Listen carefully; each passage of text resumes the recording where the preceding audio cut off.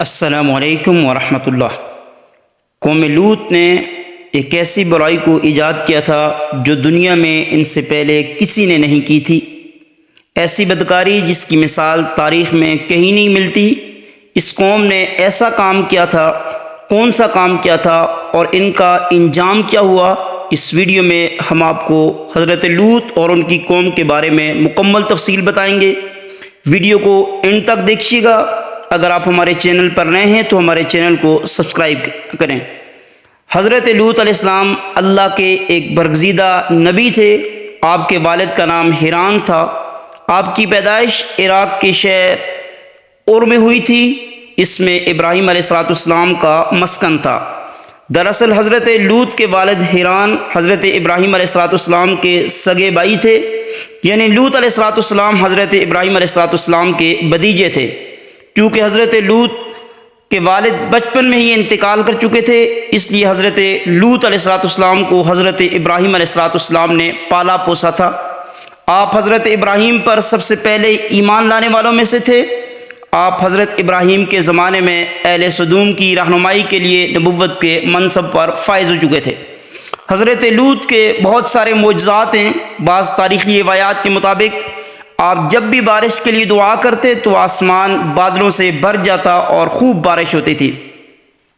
سدوم وہ علاقہ تھا جہاں حضرت لوط علیہ السلام مبعوث فرمائے گئے تھے۔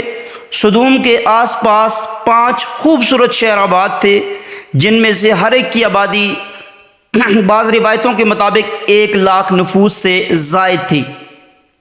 یہ علاقے نہایت سرسبز و شاداب اور قدرت کے حسین شاہکار تھے۔ یہاں باغات کی کثرت تھی، لہلاتی کھیتیاں تھیں۔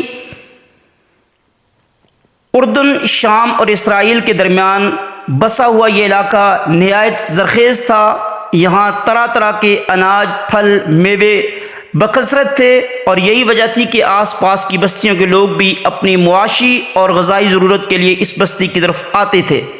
مگر یہ بات اہل سدوم کو بالکل پسند نہیں تھی۔ ان کے خیال میں ان کی بستیوں میں پیدا ہونے والے پھلوں اور اناجوں کے صرف یہی مستحق ہیں۔ وہ یہ نہیں چاہتے تھے کہ دوسری بستیوں کے لوگ ان کے علاقے میں آئیں۔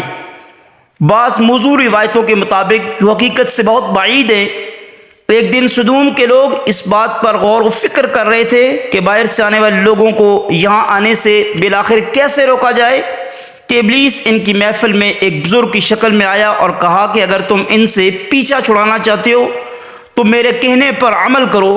اس اجنبی بزرگ کی بات لوگوں نے بہت توجہ سے سنی۔ ابلیس نے کہا میں کل تمہیں اس کا حل بتاؤں گا۔ دوسرے دن ایک خوبصورت لڑکے کے بیس میں آیا اور اپنی عورتوں کے بجائے مردوں کے ساتھ فعل بد کرنا سکھایا۔ ابلیس نے کہا اگر تم ان بستیوں کے لوگوں سے نجات چاہتے ہو جو تمہاری بستی میں آ جاتے ہیں تو تم ایسا کرو، جب بھی کوئی شخص تمہارے علاقے میں آئے تم لوگ زبردستی اس کے ساتھ اپنی خواہشات پوری کرو، اس طرح یہ لوگ اس بستی میں آنا چھوڑ دیں گے۔ اپنی نفسانی خواہشات کے لیے مردوں سے بدفعلی اس قوم کا معمول بن گیا تھا۔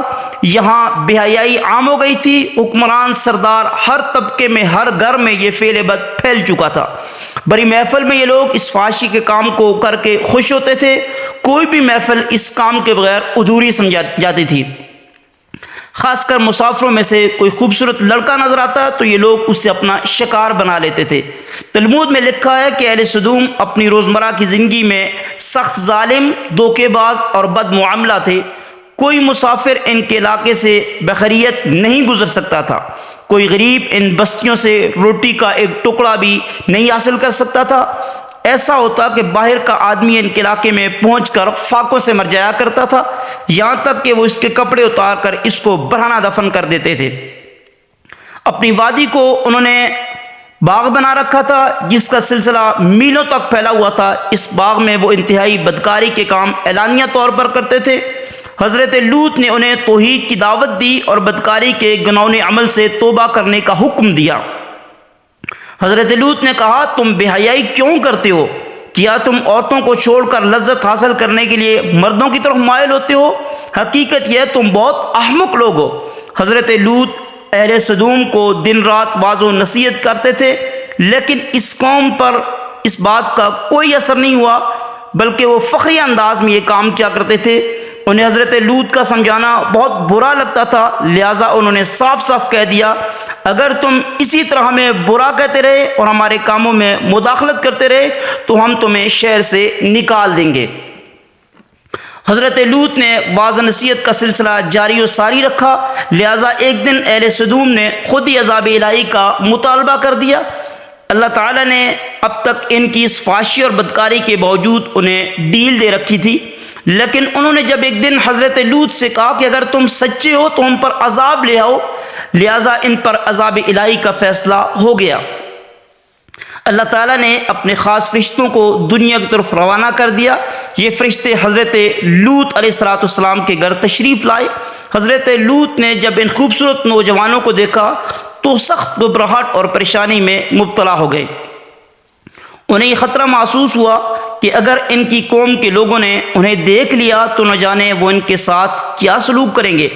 حضرت لوط کی بیوی جو ان پر ایمان نہیں لائی تھی کافرہ تھی، بعض تاریخی روایات کے مطابق ان کا نام وائلہ تھا، وہ کافروں کے ساتھ دیتی تھی، لہٰذا اس نے جا کر اہل سدوم کو یہ خبر دے دی کہ لوط کے گھر نوجوان لڑکے مہمان ٹھہرے ہوئے ہیں۔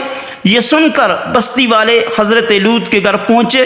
حضرت لوط نے کہا ہے قوم، یہ جو میری لڑکیاں ہیں یہ تمہارے لیے جائز ہیں اور پاک ہیں، اللہ سے ڈرو اور مجھے میرے مہمانوں کے بارے میں رسوا نہ کرو۔ کیا تم میں سے کوئی بھی سمجھدار آدمی نہیں؟ حضرت لوط کی یہ بات سن کر لوگ بولے تم بخوبی جانتے ہو کہ ہمیں تمہاری بیٹیوں سے کوئی حاجت نہیں، اور جو ہماری چاہت ہے تم اسے اچھی طرح جانتے ہو۔ قوم لوط کے اس بے شرمی والے جواب سے اندازہ لگایا جا سکتا ہے کہ وہ فعل بد میں کس حد تک مبتلا ہو چکے تھے۔ حضرت لوط کی قوم ان کے گھر کی طرف دوڑتی ہوئی آئی تو حضرت لوط نے گھر کے دروازے بند کر دیے اور ان نوجوانوں کو ایک کمرے میں چھپا دیا۔ فرشتے یہ سب منظر دیکھ رہے تھے۔ جب انہوں نے حضرت لوط کی بے بسی اور پریشانی کا یہ عالم دیکھا تو حقیقت سے پردہ اٹھاتے ہوئے یوں فرمایا ہے لوط ہم تمہارے رب کے بھیجے ہوئے فرشتے ہیں، یہ لوگ ہرگز تم تک نہیں پہنچ سکیں گے، ابھی کچھ رات باقی ہے، تم اپنے گھر والوں کو لے کر چل پڑو اور تم میں سے کوئی شخص پیچھے مڑ کر نہ دیکھے۔ حضرت لوط علیہ السلام حقیقت حال جان کر مطمئن ہو گئے اور اپنے گھر والوں سمیت رات کو ہی نکل پڑے، اور لوط علیہ السلام کی بیوی بھی ان کے ساتھ ہی تھی، لیکن وہ کچھ دور جا کر اپنی قوم کی طرف واپس پلٹ گئیں اور قوم کے ساتھ ہی جہنم رسید ہوئی۔ صبح کا آغاز تو اللہ کے حکم سے ہوا، اس بستی کو آسمان کی بلندیوں تک اٹھایا گیا۔ بعض تاریخی روایات کے مطابق اس بستی کے کتوں اور مرغوں کے بولنے کی آوازیں اہل آسمان نے سنی، پھر اس بستی کو زور سے زمین پر پٹخ کر دے مارا گیا، جس کے بعد ان پر پتھروں کی زوردار بارش ہوئی۔ ہر پتھر پر مرنے والے کا نام لکھا ہوا تھا۔ جب پتھر ان کو لگتے تو ان کے سر پاش پاش ہو جاتے۔ شام تک یہ پوری بستی نیست و نابود ہو چکی تھی، ملیا میٹ ہو چکی تھی۔ بعض آرکیالوجسٹ کے مطابق قوم لوط کی ان خوبصورت بستیوں کو اللہ تعالیٰ نے ایک انتہائی بدبودار اور سیاہ جھیل میں تبدیل کر دیا، جس کے پانی سے رہتی دنیا تک کوئی مخلوق فائدہ نہیں اٹھا سکتی۔ سمندر کے اس خاص حصے میں کوئی جاندار، مچھلی، مینڈک وغیرہ زندہ نہیں رہ سکتے، اس لیے اسے ڈیڈ سی یعنی بحر مردار کہا جاتا ہے۔ آج یورپین ممالک میں انسانی آزادی کے نام پر بدکاری کی اجازت دی جاتی ہے اور اس فحش عمل کو فخر سمجھا جاتا ہے، مگر حقیقت یہ ہے کہ ہم جنس پرستی فطرت کے خلاف ہے، جس سے انسانی معاشرہ تباہ و برباد ہو جاتا ہے۔